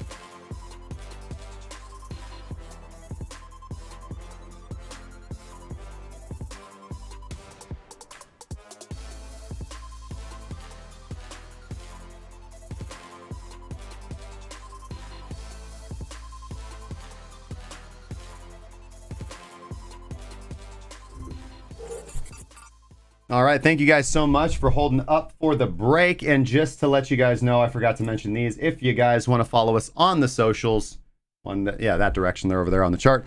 You can follow us on Twitter. We're pretty active on there as well. Sometimes more so, sometimes less so. It really depends on how many beers the team is drunk. And so TradingView is also a good place to follow us over as well. You can check out our free indicators and ideas at tv.krakencryptocurrency.com. But of course, Discord is the place to be. Patreon, all the stuff. We'll put it in the description later and the first comment on this video as well. Comment down below. Do you guys broadly agree with my analysis of where price is going to go or not? I'd like to hear. I'd like to know. And what videos you guys would like to see coming up, because we are going to be making more pre-recorded videos. I want to start with a schedule of at least one per week. Covering up some tutorials, basics, how to do things, and as well as, hot coin picks for the year of 2020, 2021. And also, for the upcoming segment where I take your coin requests and look at charts, I do want to point this out. Of course, I did just start off the show with a fairly bearish analysis of the broader market. So I do believe, and my personal strategy is, kind of get it out the door. I am largely risk off. I mean, I am almost majority risk off. I am hedged. I am dyed up. I am tethered up. I am, in a few cases, wrapped BTC to die to compound it up. Okay, so I am largely risk off. So if you want the broader analysis, as in should I buy these altcoins, my answer is no. Because I think that altcoins are going to tank with Bitcoin. There is no scenario in my head in which Bitcoin dumps and the broader market dumps, and altcoins just stay stable. Now, I could be wrong, but I don't think the market has dynamically changed as much as DeFi shills want you to think it is. But I will say this. In the event that I'm wrong, well, a couple scenarios. Let's say that we do bottom out here for a little bit and we get a little bit of a bounce, but it's a lower high and we just continue moving down. Well, then altcoins are going to be putting in tradable bounces. Yes, tradable bounces, right? And these altcoins move pretty large. So if you're in here for a quick scalp or a quick trade or a little swing trade, those opportunities are there. But I don't want to bias myself or bias you with my broader analysis. So I am going to proceed with the TA on the coins that you request as if I were not thinking of the broader context of the market. So I want you to keep that in mind, right? So if I see a tradable setup on a coin, I am going to say such without the broader, analysis or given that, but things are also like this, right? Sometimes I don't do that. This time I will. So maybe it's perhaps because that's what you guys want to hear. But just keep that in mind, right? So if I see a tradable setup, I will point out the technicals. And so I am largely going to relegate this analysis to the pure technicals and dynamics of that setup via the position of a trader or the analysis of a trader versus, what to buy and sell based on the broader context or fundamentals. Okay? Keep that in mind. So if I see, so for example, if I see an oversold buying condition and trade setup, I'll say that. And if it dumps, well, that was the technical setup, but you should have taken, you get the point. Waxing loquaciously and losing steam by the second. All right. And we got about 30 minutes to do this because I do have a few appointments at 2 o'clock and then a few mentoring sessions, and then I got to wrap stuff up. And I have to pick up the analyst from the airport. I'm so excited. Yeah, Mr. Alexander, coming to the home front, coming to the Wise home tonight.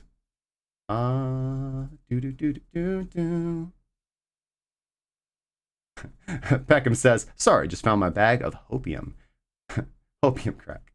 Might be anti-DeFi crack later this week. Nassar Bela says, where can I find all of your social accounts? I put them up there, but they're generally pretty easy, and they will be in the description in the first comment that we'll post after the video. We can't put them in the description during we're live, otherwise we're going to get shadow banned, as Chico Crypto has figured out. What do I think of PRQ? JD Ewert says, I've never even heard of it. Buy the dip, sell the rip. Stonk still go down. Link. All right, Chainlink, of course. We got the big daddy of them all. Before we do Chainlink, let's talk about Ethereum, okay? Let's talk about Ethereum here real quick, which, of course, is the bellwether for the DeFi. So we're going to look at a few different contexts here. The first thing we're going to do is we're going to look at the classic PTP system, the current PTP system that we're showcasing for the stream. This is a good example of how you can put together indicators, and of course, these are all free, to form a PTP structure. If you want to learn how to do that, you can sign up at premium.krakencryptocurrency.com or just join our Discord and get involved with the community. So what do we see here for Ethereum? Again, we do see a retest of the previous range. We are currently consolidating, i.e. accepting, right? That means the market participants are accepting price back down at 378.47, okay? To me, that's not a great sign because we have lost. That indicates by its very nature that we have lost a little bit of steam, right? Price was pushing up, price has pushed back down, and it's not just a little dip, right? Everybody's saying buy the dip, right? But a dip is brief. Like a dip is zoop, bop, and then you pop back up, right? And you just continue charging on in the direction you were moving. A pronounced, an extended dip is not a dip. It's acceptance, as in, well, people who, if you want to believe that Ethereum is undervalued here, therefore the market should bid it up. Well, the market doesn't think so. The market's been quite happy with Ethereum below 400 for almost a week now. So the market, to me, the chart is not expressing the price is undervalued here. The market is accepting the price is valued correctly. Otherwise, we would have been out of here very quickly. Right? The market's quick. The market's fickle. The market doesn't think about things. The market just goes, right? So anyways, grinding out support to me is never a good sign of bullishness. It's a sign of acceptance and likely to head in the same direction in which it's heading because that's what the market does. Volume, big candles, big movements, momentum, volatility, that's what signals reversals. So we don't see that. All of our momentum oscillators have dipped negative here. Ift Rsi dipping into the negative threshold. And again, Ift Rsi tends to stay oversold for quite a long time or overbought for quite a long time, and price accelerates in that direction. So Ethereum, USD, not looking fantastic to me in this estimation. I do need to see a sign of strength and continued acceptance, holding above 400. And then we will, again, that's the contingency plan. Price above 400, sustained, accepted. The market says, okay, price needs to be over 400. Well, then we will likely move higher because that is really a conquering of a psychological level, right? We tried to do that here. We weren't able to hold it. Ethereum got bid down, and therefore we can grind this level out, or we can. This is a sign. This is when, like, what would you think, right? You bought Ethereum. Let's say you bought Ethereum at like $80, right? 200, 150, 175, 300, and you're riding this train up. And you're like, okay, 400. And if we go to 400, we're going to 500 and 600 and 2,000, whatever. Well, okay, we tried to do that. Here is price grinding out resistance. Good sign. What happened? The market got bid up above 400. Ooh, we're going, baby. No, 400 or, under 400 was a better price. And you're thinking to yourself, okay, well, the market's not going to go over 400. Probably a pretty good place to take profit. And a lot of people are going to be thinking the same thing. And you want to be getting out the door while other people are just thinking about getting out the door, right? Again, like I said, you do not want to think about your execution. You want to act because most people dilly-dally. They're like, well, I don't know. Maybe I just do the thing and let me look at more charts and some more analysis. Let me read Cointelegraph. Let me ask my friends. And where do those people end up? They end up trapped, pinned, and trying to run out the door when everyone's trying to run out the door. And that is a terrible, time to be running out the door.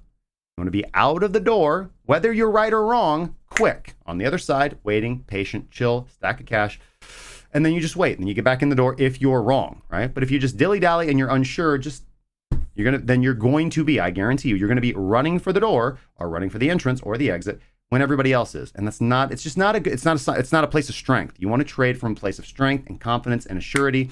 And whether you're in or out or right or wrong, feel good about it. Execute. Be confident. So this is why I'm getting out the door. All right. With that being said, Link USD. Obviously, the big daddy of them all. Let's go to this one. We're going to go to the Link USD as calculated by TradingView. I think this is a good bellwether for everything. And again, Link being accepted under $16 right here, currently trading at about $14.30, transferring the BTC value over to USD. Link's been a great charger. Link's been a great mover. I mean, huge shout out to the Link Marines. This is, it is still my fundamental belief that Link is probably not as valuable as it is proclaimed to be. People are shilling Link very, very hard. It has become more prevalent. And I am more, maybe because I'm contrarian by nature, I am more want to believe the report that was put out, that was circulated quite widely, that Link is actually not as valuable or usable or widespread or technically proficient as it is claimed to be. And I don't apologize, but I'm trying to offer an olive branch to the Link supporters out there, right? I am not judging you. I am not saying that you're wrong. I'm not saying that you're stupid. I'm not saying that you're an idiot if you believe in Link. You are entitled to that. And I support you, right? Find things that you like and support the community, because if Link is good, and then it will make the world a better place. It will make the ecosystem a better place. And you should be applauded for having the courage, strength, and belief to support something that's good. Okay. Because you're rare. There are a lot of people out here who are just in it for the money, and that's fine. To a large degree, I am as well. But when it comes to Bitcoin, I will lose money. I will support the Bitcoin ecosystem. I will support, push, promote, shill, whatever you want to call it, because Bitcoin is valuable. Bitcoin is usable. Bitcoin has a use case. It is good. It is a good thing. And if you believe Link is a good thing, then keep doing what you're doing. Who cares about the price? You'll make money in the long run because you buy things you believe in and you hold them, and that's how you make money. For me, anyways. Link here. So we are still looking at an overall bullish trend as long as we are above the pivotal price point of, let's say, $11. $11.61 is actually the threshold right here. We do have a retest opportunity here. Remember, as I said, I'm going to be talking about these altcoin charts in the context of just the chart, not the broader market context, right? If you want the broader market context, sell. OBV has dipped negative here, although our MACD leader has dipped negative, and so has our... we are getting negative volume bars on the QQE mod, although the QQE itself has not actually dipped below zero, i.e. it's just grinding at that zero line. We're probably going to see this we will see this negative if we get probably one more bearish candle. Ift Rsi is not oversold, but it is kind of dipping down into that level. So I do not see a continuation setup here, meaning because we are above the baseline here, the super trend at about 1160, we can look for one of two setups. One is going to be a reversal baseline bounce, meaning that one could scatter bids around 1160, around, let's say 1180 to about 1140, right? It would be a good little range to be setting your limit bids in. And again, the way you do that, in my opinion, you scale down, right? So maybe 10% of your position size high, and then you increase the size of the bid, the lower down you go, right? Scatter 3 or 4, 5 or 6, 9 to 10, whatever, however you want to do it. I generally do 3, 20%, 30%, 50% of my position, right? So the lower you go, the more you pick up, right? And then you would you can calculate your average entry. We have tools for that if you're a member and available in the premium drive. Scale your entry down, calculate your average entry, and then base your stop loss off of that. And the risk to reward is good because if you do close the daily across the baseline, then you're out of the trade completely, and you have your actual P&L loss, your actual drawdown, is small. So the risk to reward setup on a reversal baseline bounce is quite good, right? The only time you really have a more significant loss or a regular loss, like 1 or 2% of your account, is when you just unfortunately get a huge red candle that either hits your stop loss or goes down pretty close. So that usually isn't the case. I've done thousands of these. And I will say, just objectively, the risk to reward, the loss from having a bad or busted reversal baseline bounce trade setup is much lower on average than a regular trade. We have to wait a while to be wrong. Okay, just make sure you're listening to your early exit system and keeping your stop loss and position sizing appropriately. So I don't see a continuation. I don't see the trend continuing in any technical way for Link right now. So as I said, the setup we can look for is a reversal baseline bounce, trying to scoop in on that low. And remember that when we're doing that, we're really not trading continuation of the trend. We're just kind of short-term swing trading, right? We bought the dip, we're going to take it up a little bit and sell, which means where should your take profit area be? Kind of like right where we're at, right? So kind of the $14.50 area, the $14 area. Remember, you're going to be measuring one ATR or whatever your TP system is going to be from your entry, right? So if price dips down here to the $11 area, well, then you're really looking to take profit just a little bit up here. You're not looking for higher highs. You're waiting for a continuation signal to do that. You're buying a dip and then selling up when it bounces back into the range. You're selling the bounce, right? And that, little things like that is what lets you take advantage of like trades like these. Like here's a good example of not a perfect RBB, but somewhat of an RBB, right? Where you maybe had scattered bids down around like a range or a zone around the super trend, and you were able to buy down here somewhere on this wick, perhaps not a huge position because you maybe only got one or two bids filled. And then where did you sell? If you bought here, well, you did. You sold right here. And you might think to yourself, well, Justin, but this thing then ripped. Right, but you would have got a continuation signal somewhere around here. And that's what you wait for. To get this, buying down here, does, in my opinion, in my strategy, is not the setup for this trade to take profit around here. No, it's the setup for this trade. It's a small trade. It's a short trade, right? Buy, out, right? And then if you want to ride this next wave of trend, well, you wait for the continuation signal, which came in right here, right? You bought here, and then you rode this, and you exited here. Okay, very simple. So the other trade setup that we can look for is a reversal within the trend. And to do that, I'm going to pull out my reversal system. Okay. And I don't see anything here that would make me want to buy a reversal on Link. Okay, we had the DeMark exit system give us the sell right here. Price pushed up a little bit. We even broke the pivot point here. This is Cosload's pivot point system right here. We got a short signal from that, although I don't trade the signals on that. I just pay attention to pivot points being broke. Coming down the TD sequential, we did get an 8, so we got a busted 9, and just continuing on. So there's not a perfection here. There's not even aggressive setup here. So this is not good. And the falling volume, I don't like to see. The falling volume is not indicative of a bottom. Falling volume is indicative of bearishness. Falling volume is always bearish, right? Falling price, falling volume equals bearish. Falling price, rising volume, that's indicative of potentially a blow off bottom. We don't see any of that. We see price grinding, being accepted. I'm expecting lower prices on Link, irregardless. Irregardless is not a word. Regardless of a slight bounce that we might get to 16, but we broke that pivotal level. We talked about this with the Link video. So make sure you guys go check out our pre-recorded Link video. Really good content in there where we talked about the holder distribution, right? Whales of Link started selling on this way up. A goodly number of them. And we've broken down past the level where the last, let's say, wave of investors entered. Millions of investors entered at that 1470 level. And we busted that, meaning those people are all underwater. And the people that entered at 1620, they're all underwater too. And they're out. So anyways, obviously Link is very bullish. I think there will be opportunities to trade this, but not for me, not right now. Out on Link. All right. So moving on. Let's do, he said, took it too far. Thoughts on Aragon, ANT. So Aragon had this huge, massive run up lately with the announcement of its DAO, right? And I like the project. It is quite good. So let's first off look and see if we're getting any PTP signals, regardless of whether Aragon is a good project or whether its DAO works. Spoiler alert, probably not. It doesn't really matter. We're traders or speculators. We're looking for an objective reason to enter. So so this PTP system is looking at Aragon and it's saying, well, we're overvalued here, right? Aragon is currently trading at about $7.70, $7.69, but we'll just round up. Excuse me. More water.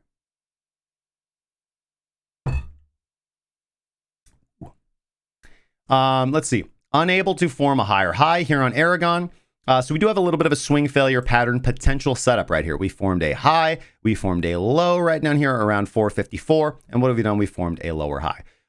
Just looking at the risk to reward on this, I would, I'm just looking at the best setup possible. I think the short is a good setup here, right? You have a short, you have a pretty decent reward. This is a big candle. It's a 20% candle, man. So it's going to have to be a small position size. Distance stop doesn't matter. What matters is position sizing. So it's going to have to be a relatively tiny relative to your capital position size. But I think that would be the highest risk to reward setup. You might even try to position in on a little bit of a retracement here, closer to the $8 area. But I don't see any objective signal for continuation or re-entry here. Yeah, kind of just missing the boat a little bit. If you took the aggressive entry, you would have bought here, and you could have got in on this because we do have a good candle. But this 32% to the upside in one daily bar a little bit looks like a blow off. I mean, it doesn't a little bit, like really looks like a blow off top. And you can see the massive immediate sell off, like right there. That's big position. That's big money. That's big money getting into Aragon. And let's go over, now that we have the tool, and because Zach can use it, let's go look at the holder distribution. Let's see if the whales are selling Aragon. Let's see what they be doing.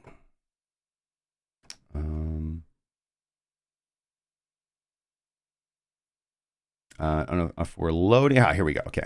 So let's look at our holder distribution here. All right. So hold up. Chilling. All right. So let's look at what the largest of the large whales are doing here. And we're going to just zoom out here. Sorry, this is just taking a while to load. I apologize. Okay. So, okay.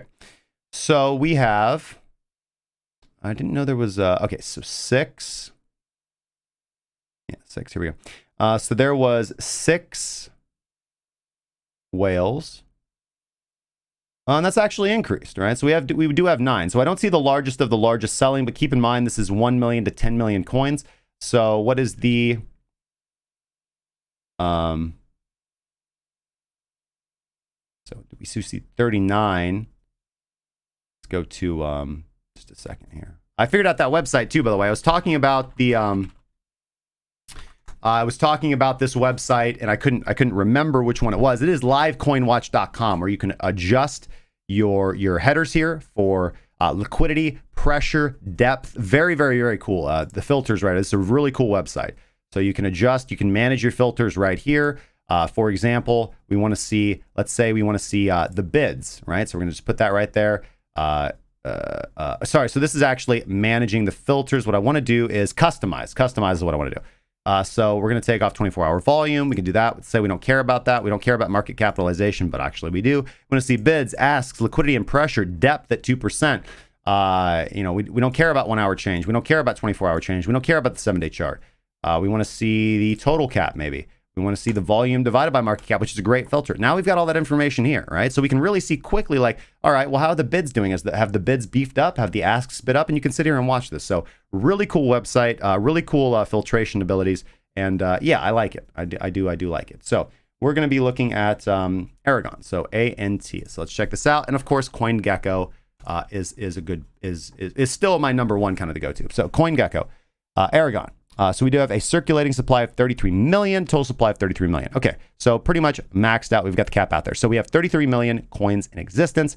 And this is telling us, Santiment is telling us that we have, 9 now. 9 individuals that own at least 1 million coins. So 9 people. So let's take the low ball of that.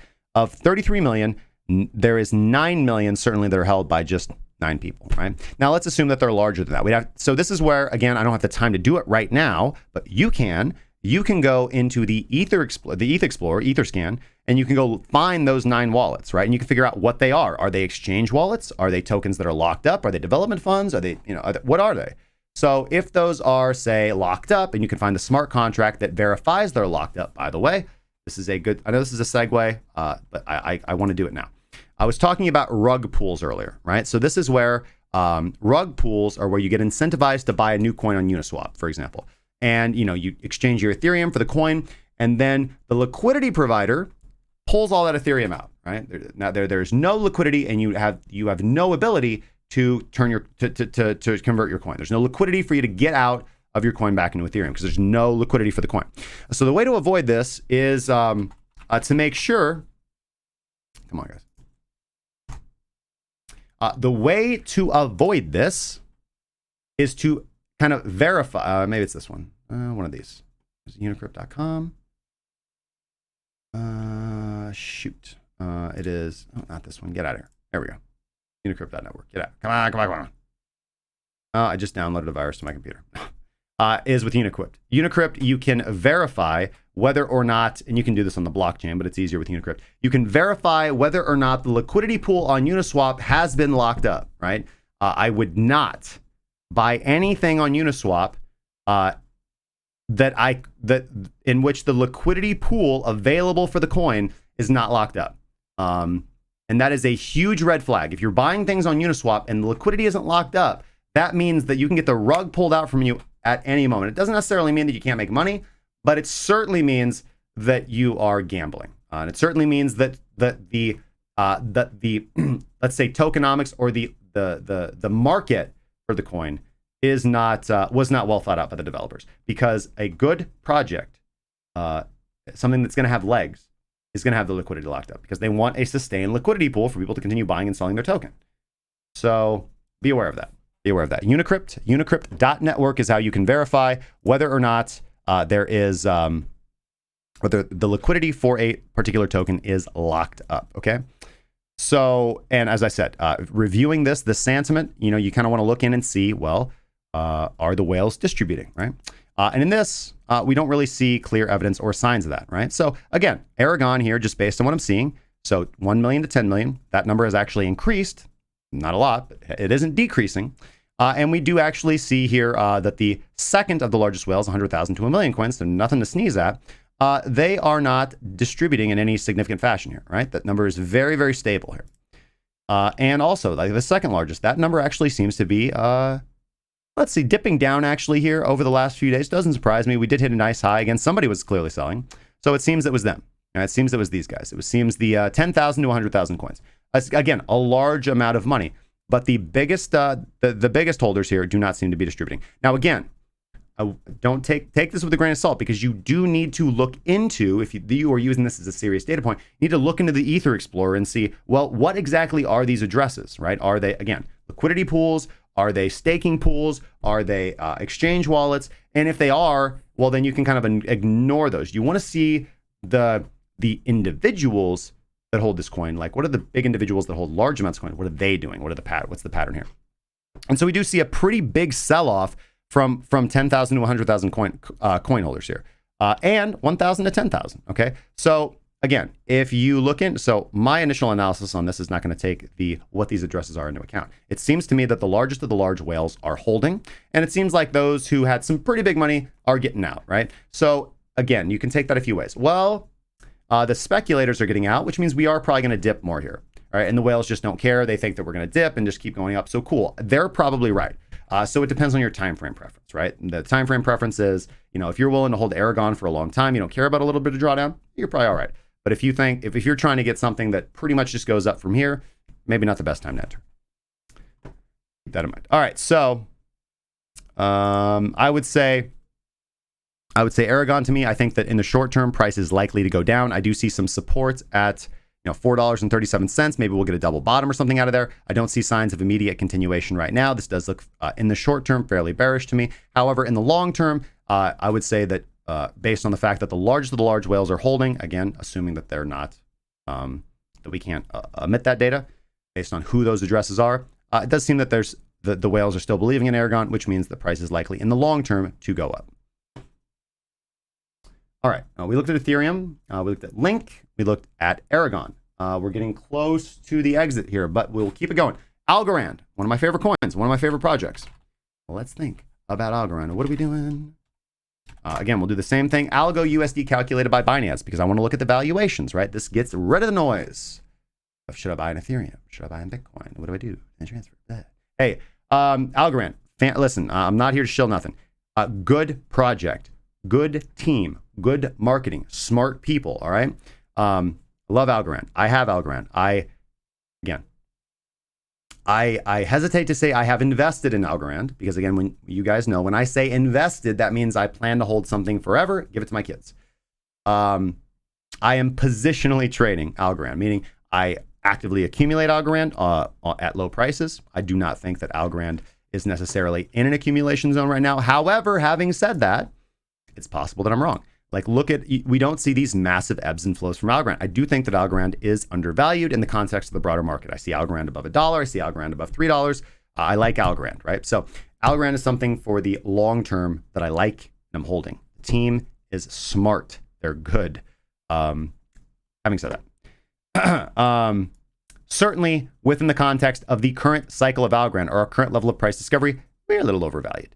We are very, very much near the high. However, I will say that I do see nice and tight symmetrical sell-offs here. And again, some pretty decent strength from the buyers here. So overall, again, in the long term, I do see Algorand moving up in the long term. In the short term, likely to dip with the rest of the market. As far as the technical setup here, again, our trending indicators have dipped into the negative. So no trending signals here, meaning we have a couple options. Reversal baseline bounce. That's a pretty big dip all the way down to 36 cents from 51, almost a 50% correction. So hold on tight, ladies and gentlemen.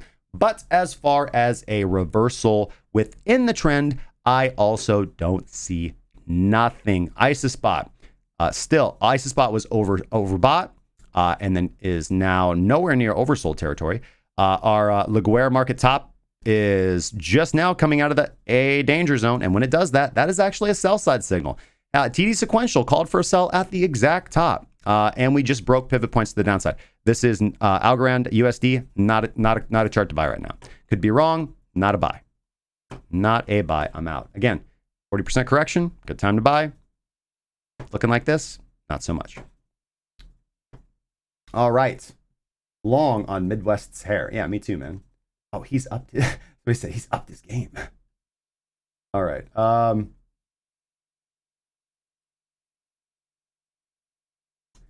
Ample Ethereum. Yeah, so the rebasing coins are super interesting to me. You have to take your profits before the rebalancing, and farming them is kind of interesting, or yielding them is kind of interesting, right? For example, so you can like farm and like earn interest on these coins, right? If you're doing it through multiple different ways. And I know a lot of individuals avoiding the rebase coins, but there is a kind of a cool strategy of earning your yield in these rebase coins, and then getting the profit on them, and then you just have to sell before the rebasing, right? I think a lot of people are scared and avoiding these. And again, I'm not super hardcore into the DeFi, like that's not me. I'm a speculator. But I also do take my time to research, as I am allowed to, when I don't have to keep all the fires going by myself. I think there is opportunity here for a lot of really cool strategies and ideas with these rebasing coins. I think a lot of them are going to fail because I think a lot of them maybe didn't write their code right, but that just could be me. But again, the truth is that these coins' ultimate goal is to be stable, right? They're supposed to kind of move toward being $1 or whatever they're set at. In the case of Ample, certainly $1. But let's look at Ample ETH if we can. Here we go. Here it is on KuCoin. There's just, you know what? I'm not going to do TA on this. There's just not enough data. What I will say for Ample is that, listen, it's super cheap. I think that, I've looked at this. Let's go see if I can pull this up on ChartX. Here we go. Kusama. Let's look at Ample. So here we're on ChartX Pro. We got a little bit more data here. Again, just the hourly. There's nothing here. There's not a whole lot to chart. Now, I would say naturally looking at this chart, I'd be like, this looks like a good buying opportunity. But again, you have that rebalancing factor, and it's done pretty good at that. Again, there was the huge trade. We covered this. We have a video on this. You guys go check that out if you want. Kind of the trade of the century, right? Where Ample's like up at $4, and it's going to rebase to $1. Look at it. Look at the rebasing wicks. Boom! All the way down. Excuse me. But I don't really see that. I don't really see that occurring now. You would naturally think, well, it's at $62. It's designed to go up to $1. I should buy it, move it up to $1. But again, it rebases, so you have to take your profit before it rebases, or your profits basically get stolen from you because you'll just have different amount of coins. It rebases its total supply and your supply. So I just don't know, and I don't really want to say anything about something that I don't know, right? I haven't fully figured it out, and I apologize. I just haven't sat down to do the mathematics and develop a strategy for trading something that literally rebases how much of it I have. So, although I would just naturally think, look at this. This looks like a buy. Look, look how low we are. This is cheap. I have nothing. So I really want to stray away from giving advice or ideas until I've worked them out and done them myself. I don't want to tell you guys to take a trade unless I've taken the trade, and I've only taken 3 trades on Ample over on FTX. All 3 were shorts. All 3 worked out, but I don't have a firm strategy. Okay. Thank you though, man. This is a good request, and I am equally as interested in developing a decent rebasing coin strategy as well. So if you guys have ideas or want to point me in the right direction or want to brainstorm, hop in the Discord. Maybe we'll chat it out. I'd love to.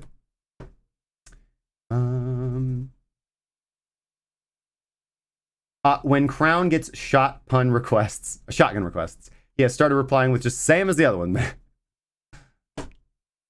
Audrey says, this entire life is like a moment of our existence. I have had the proof several times. Listen, this is true. I don't want to say this is true. That is beautiful. That is lovely. I do think based on the beliefs that I have in physics, right? Because in physics, it's not just science. There's a little bit of belief. When you get into quantum physics, so I was talking with my lady friend, and she asked me, do you believe in quantum physics? And I was like, well, I don't think that question really means anything.